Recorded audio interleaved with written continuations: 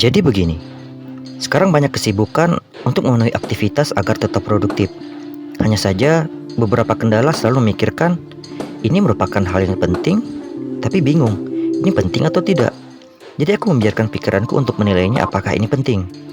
Ternyata setelah dipikirkan ini tidak begitu penting. Jadi aku mendapatkan jawaban hal yang penting menjadi tidak begitu penting dari pikiran yang sedang terbolak-balik. Setelah menyadari itu tak begitu penting, tapi aku selalu memikirkan, kenapa ini bisa menjadi tidak begitu penting?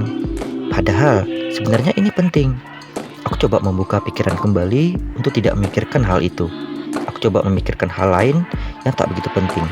Tapi aku malah memikirkan hal yang tak penting. Jadi sebenarnya ini penting atau tidak? Ah, tunggu.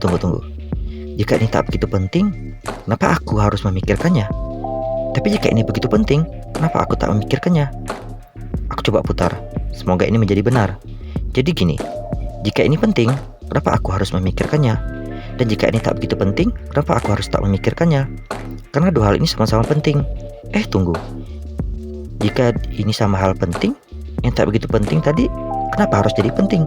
Loh, kok kembali lagi? Aku coba ulangi lagi untuk dipikirkan kembali. Jadi begini. Aku coba telaah lebih dalam, di mana aku bisa mendapatkan kata penting yang memiliki perbedaan daripada tak begitu penting. Aku cari informasi mengenai hal yang penting ini. Oke, aku dapat. Penting merupakan sesuatu yang sangat berharga atau berguna. Oh begitu. Jadi setelah aku pikir kembali, ternyata penting ini sangatlah penting. Tapi di awal, kenapa bisa menjadi tidak begitu penting ya? Apa karena aku belum memahaminya? Dan aku belum mendapatkan pemahaman dan pengalaman seberapa pentingkah hal ini menurutku. Bisa jadi yang tak begitu penting apakah tetap bisa masuk kategori hal yang penting? Sepertinya bisa deh. Hanya saja tergantung keadaan dari hal yang tak penting tadi ingin dimaknai sebagai apa dan dalam konteks apa sebenarnya. Karena secara pandangan seseorang, hal penting bisa menjadi tidak begitu penting dan kebalikannya. Loh, kok aku jadi mengerti sendiri? Padahal aku berbicara hal yang tak begitu penting.